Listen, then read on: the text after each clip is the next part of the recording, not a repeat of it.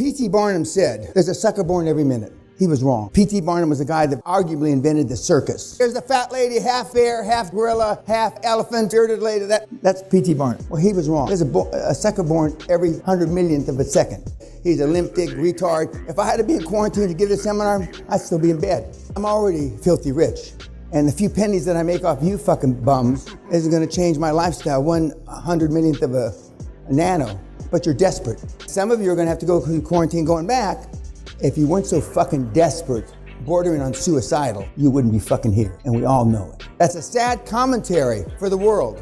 Nothing is more powerful than an idea whose time has fucking come. It is our time. Some of you may or may not decide to go forward with this. Some of you will know by this afternoon that this isn't for me. Some of you will know by the second day, the third day. Not on a conscious level, but a subconscious level, because you know that you won't make the sacrifices. We've only had one participant in the seminar in 27 and a half years that didn't think my lifestyle was exceptional. Didn't think this is before the pavilion, didn't think that how I lived or how we raised our kids was exceptional. He was the great bastard grandson to one of the popes 200 or 300 years ago. And he lived in a 305-room palace about 90 miles outside of Rome. And he had a silver spoon or a platinum spoon in his mouth his whole fucking life. He's the only guy that's ever come here that didn't think this place was exceptional. He says, you got a nice little wee place here, Mr. Pena. Our children were raised not dissimilar to Trump. Our kids look around here, they don't like the pavilion so much, but when they look around the estate, they were raised here. It's no big fucking deal. When they see the cars out in front of the castle, and that's not all the cars, Sally's James Bond DB9 is in the garage, as they say here. They used to make our chauffeur bodyguard drop them off 6, 8, 10 blocks away from school when they were little because they were embarrassed to drive up to the school. We had the longest limo in Texas. In Houston, I mean, nobody came to school like this, like that. This is our time. I said last night, I've never heard so much fucking whining like a bitch because of the purported sacrifices you're making. The UKs are complaining about holidays that they had to cancel that they had paid for 3 or 4 years ago, and they lost 600 pounds, 300 pounds, 1,100 pounds, whatever. So fucking what? During the war, from 1939 to 1945, nobody bitched about rations. Nobody bitched about the blackouts that existed. Nobody bitched about they couldn't continue their education. Nobody bitched about anything. They just carried on. Now look at us. In the cosmos of time, this is not going to be a fart in the wind. Look back at the pandemic of 1918. Life changed. Everybody in here can remember 9/11. All the shit that we had to start having security at airports, right? It was a pain in the ass. I don't know anybody other than people that flew privately like I did that didn't think it was, at best, a pain in the ass. At worst, it was intrusive. But now, we don't even think about it. I hope to God it doesn't take 20 years for us to look at Corona that way. But I'm here to tell you Corona's here, not forever, but for a long, long time. But it's our time.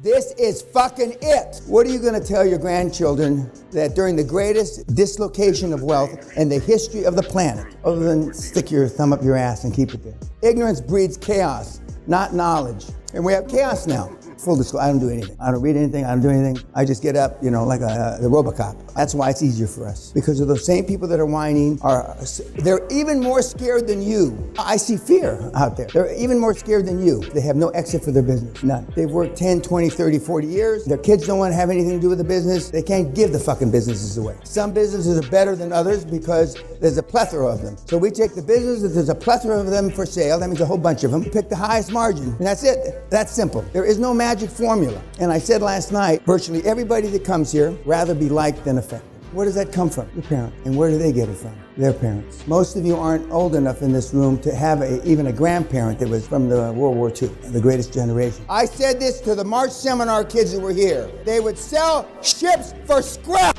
Virtually 100% of the people said I was full of shit or how could you possibly know that? When I tell you the motherfucking sun's not coming up tomorrow, the motherfucking sun's not coming up tomorrow. You have no idea how bad it's gonna get. I knew as soon as it happened. There are no algorithms for 50 years of fucking experience with world-class high-performance people. Just like I knew Bitcoin was gonna top out in December 2017, just like I knew there was gonna be negative motherfucking oil. You fucking little imbeciles. We ain't seen nothing yet. I predicted the second wave, and I'm predicting a third third and fourth wave. The world is fucked. We're living on tragic optimism. Now, nobody's more optimistic than I am about general things of getting shit done when I'm in charge of them. If I can't get it done, it can't get done. That's not you, though. If you had gotten shit done, you wouldn't be here. You know how much scrap is? Maybe 50 bucks a ton. A ship that cost $1 billion might be worth 300 or 400 grand in scrap. Is that not a dislocation of wealth? I get tired of being so right. You can count the times I've been wrong in 50 years on that many fingers. There's a couple of you in the room that need psychiatric care. Based on my experience over 27 years, I can tell you probabilities of you being successful. And when I looked at your testing results, I'm way past feeling sorry for you. I don't suffer from empathy or sympathy. It was hard for me to be a parent. I could not sympathize with our kids or empathize.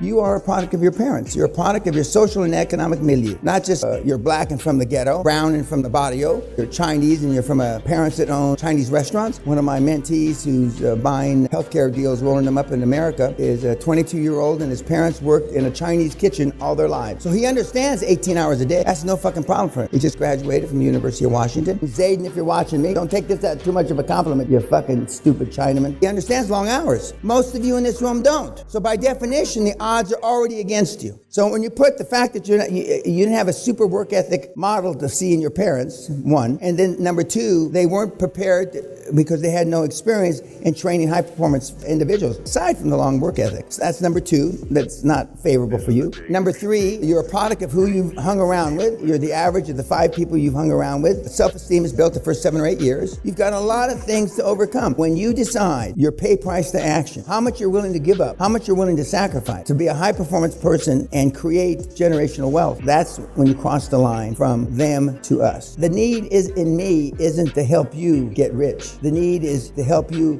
put numbers on the board for me. I don't see color, I don't see gender, I don't see any of that. But if you don't think money can buy happiness, you don't know where to fucking shop. I never paid a bill with Zen. I never heard of anybody paying a bill with Zen. Show me your friends and I'll show you your future. You wanna know why you're all fucked up? Just look at the fucking bums you hang around with. One of my favorite questions to university students, and I've spoken at some of the best universities on the planet, would you want your kids to be like you? Nobody raises their hand. Zero. I've talked at 15, 20 universities. Now one fucking person in those audiences of between 300 and 600 have ever raised their hand that they wanted their kids to be like you. Then I asked, how many of you would like your children to be like your parents? They giggle. They fucking giggle in the audience and nobody raises their hand. And then somebody raises their hand. I had a grandfather that I've told had big balls. It was tough as nails. I hope my kids are like him. I hope there's enough DNA still left in our string. Does that stop anybody from having kids? No. That's why the chain of poverty is so fucking hard to break. Kids don't do what you tell them to do. They do what they see you do. We got 2 or 3 of you in the audience that haven't talked to your one parent or your parents in some time. You think it's some time. I didn't talk to my mother for 7 years. Sally didn't talk to her mother for 8 years. And it was during that 10-year period, that 7 years, that I made a good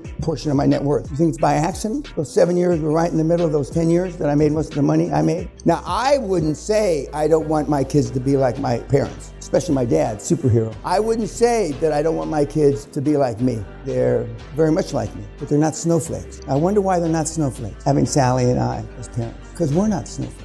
A good teacher stays 1 or 2 chapters ahead of the student. A great teacher knows all the chapters. Very few teachers today know all the chapters, so they stay 1 or 2 chapters ahead of the student. We have parents today that are just a shade above imbecile, just a shade above retard, trying to teach their kids. And that's why they're already talking about the lost generation. We never come back from that. We haven't even factored that into the numbers yet. We're fucked. But during every major event, there's been somebody that's come out the other end more wealthy than they were when it started. Why not us? Some of you will engage in self-sabotaging activities, even more than you already have in previous to you getting here, because you don't know any better. You've seen your parents engage in self-sabotaging activities. In other words, making mistakes on purpose at a subconscious level to make sure you didn't attain your goal.